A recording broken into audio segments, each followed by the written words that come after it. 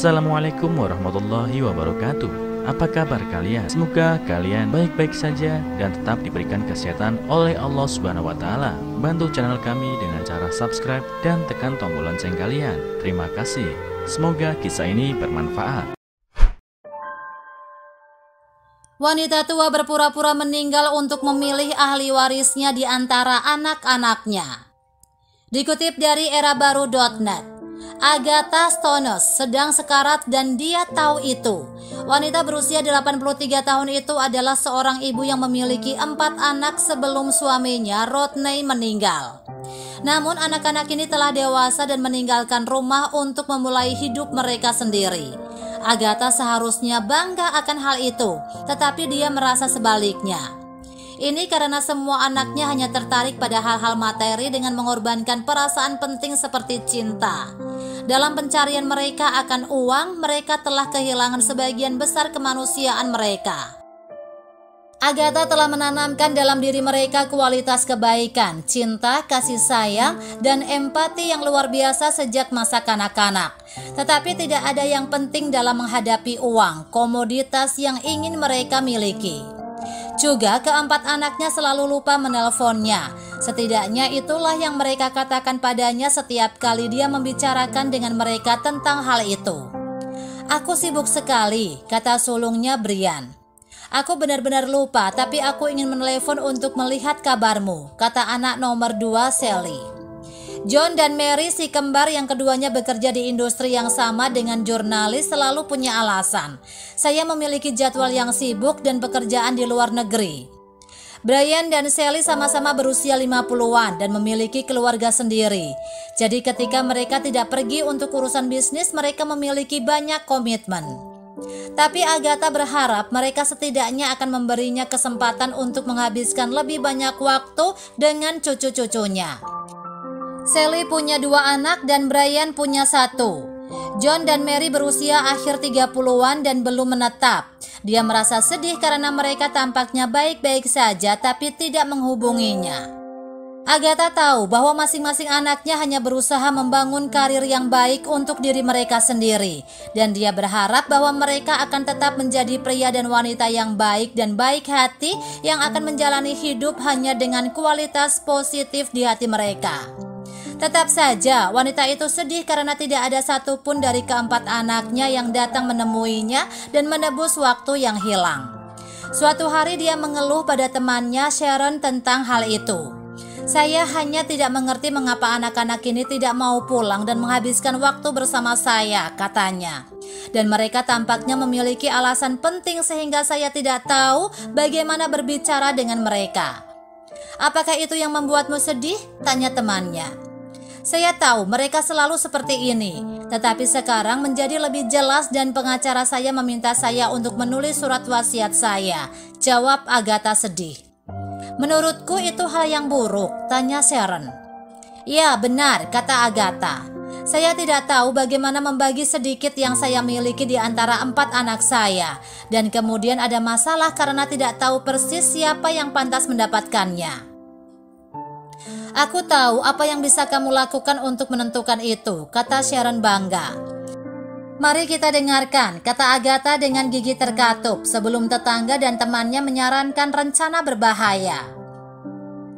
Beberapa hari kemudian Agatha tiba-tiba jatuh sakit dan dirawat di rumah sakit karena diduga terkena serangan jantung. Tetap saja tidak ada yang berubah dan tidak ada satupun dari keempat anaknya yang mengunjunginya. Beberapa hari kemudian keempat anaknya mendapat kabar bahwa Agatha telah meninggal dunia. Dalam beberapa jam mereka semua sudah berada di rumah ibunya untuk mendiskusikan bagaimana mereka akan membagi warisan. Kesampingkan semua itu dan fokus pada apa yang menyatukan kita semua, kematian ibu kita tercinta, seru putri bungsu Mary pada satu titik. Ada jeda singkat setelah perdebatan mereka, tetapi segera setelah kesunyian dipecahkan oleh dengungan telepon, mereka kembali membagi-bagi kekayaan ibu mereka. Tanpa sepengetahuan mereka, teman Agatha, Sharon, mendengar percakapan mereka dan setelah beberapa menit masuk ke ruang tamu di mana mereka semua duduk untuk memberitahu mereka bahwa sudah waktunya untuk mengucapkan selamat tinggal kepada ibu mereka. Yang tertua, Brian, pergi duluan. Ketika dia masuk, dia tidak melihat peti mati, tetapi dia melihat ibunya dan bertentangan dengan apa yang diberitahukan kepada mereka. Dia masih hidup dan sehat. Dia memberitahunya tentang rencana temannya, tetapi Brian merasa tidak ada gunanya memainkan lelucon ekstrim seperti itu. Agatha memberitahunya beberapa hal yang menggembirakan dan bagaimana kebahagiaan bisa ada tanpa uang. Setelah percakapan mereka, dia memintanya untuk meninggalkan ruangan tetapi tidak memberitahu siapapun apa yang telah terjadi. Situasi yang sama berulang dengan putri pertama, Sally, dan kemudian dengan John yang keluar sambil menangis. Pada titik ini, Mary yang tidak mendapatkan apa-apa dari saudara-saudaranya setelah mereka meninggalkan ruangan mulai curiga ada yang tidak beres. Ketika dia memasuki ruangan dan melihat ibunya hidup dan sehat, dia berteriak kegirangan dan berlari ke pelukannya. "Kupikir kami kehilanganmu," isaknya. Bagaimana mungkin? Dia terkejut dan senang ibunya masih hidup. Dan ini menunjukkan Agatha bahwa Mary adalah orang yang paling sedih dengan kematiannya. "Jika saya harus segera mengidentifikasi orang yang akan menerima semua milik saya, itu adalah Mary," kata Agatha kemudian kepada mereka. "Tapi saya percaya pada kalian semua, jadi saya harap Anda mengambil pelajaran dari ini." Untuk waktu yang lama tidak ada yang menjawab saat mereka merenungkan betapa buruknya perbuatan masa lalu mereka. "Karena saya percaya pada kemampuan Anda untuk mengubah Anda, saya akan memastikan bahwa warisan itu dibagi rata di antara Anda semua," ujar Agatha. Kehidupan keempat anak itu berbalik hari itu, dan mereka mulai lebih sering menelpon dan mengunjungi Agatha di akhir pekan. Ketika liburan tiba, mereka merayakannya sebagai keluarga besar dan bahagia, yang membuat Agatha sangat bangga. Wanita tua itu meninggal 15 tahun kemudian dan seperti yang dijanjikan, kekayaannya dibagi di antara semua anak. Beberapa waktu kemudian anak-anak Agatha memutuskan bersama untuk menghormati ibu mereka dengan menggunakan kekayaan mereka untuk mendanai pembangunan tempat penampungan di mana orang-orang yang kurang beruntung bisa berkumpul untuk merayakan liburan. Apa yang telah kita pelajari dari cerita ini? Terkadang saat-saat putus asa membutuhkan tindakan putus asa. Agatha menggunakan rencana Sharon ketika dia melihat tidak ada cara untuk menyelesaikan masalah keterasingan dari anak-anaknya. Itu bekerja seperti pesona, menyatukan mereka lebih cepat daripada yang bisa dilakukan oleh frustasi Agatha. Keluarga itu penting.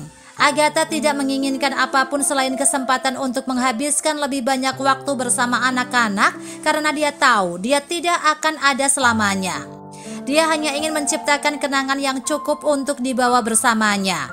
Dan siapa yang lebih baik untuk menciptakannya selain darah dan dagingnya sendiri?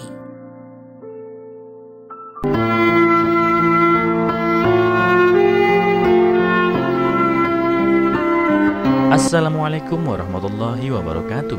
Apa kabar kalian? Semoga kalian baik-baik saja dan tetap diberikan kesehatan oleh Allah Subhanahu wa Ta'ala. Bantu channel kami dengan cara subscribe dan tekan tombol lonceng kalian. Terima kasih.